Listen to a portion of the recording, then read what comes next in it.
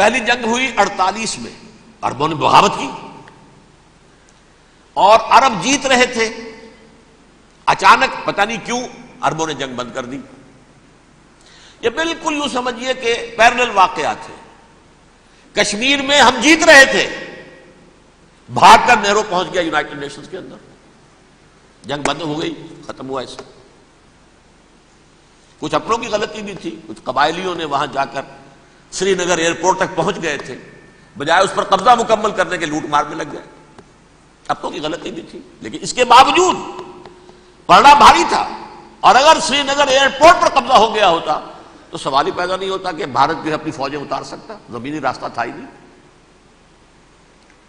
وہی وہاں ہوا ہے، بڑے ہی عجیب طریقے پر عرب جیت رہے تھے، اسرائیل جو ہے شکست کھا رہے تھے، عربوں نے صلح کر دی۔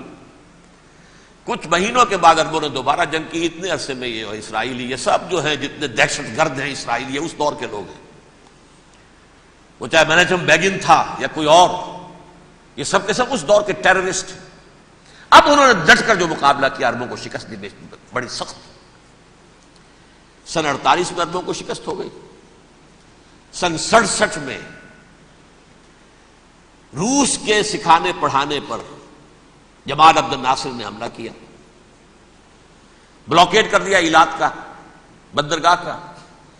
6 دن کی جنگ کے اندر اسرائیلیوں نے روس سے پورا صحرائے سینا لے لیا، اسرائیل شام سے گولان ہائٹس لے لیے، اردن سے یہ پورا مغربی کنارہ جو یہ اردن کا حصہ تھا، اور مشرقی یروشلم اردن کے پاس تھا، اس پر بھی قبضہ کر لیا۔ 1967 کی جنگ کا نتیجہ کیا نکلا؟ یروشلم پورا کا پورا یہودیوں کے قبضے میں چلا گیا، جو 1948 میں آدھا کر دیا گیا تھا۔ ویسٹرن یروشلم یہ یہودیوں کے پاس، ایسٹرن یروشلم مسلمانوں کے پاس، اور مشرقی یروشلم ہی میں مسجد اقصی ہے اور قبۃ الصخرہ ہے، وہ مسلمانوں کی تحویل میں تھے۔ اردن کا قبضہ مسلمانوں کی تحویل، لیکن اب 67 میں پورا یروشلم ان کے قبضے میں آ گیا۔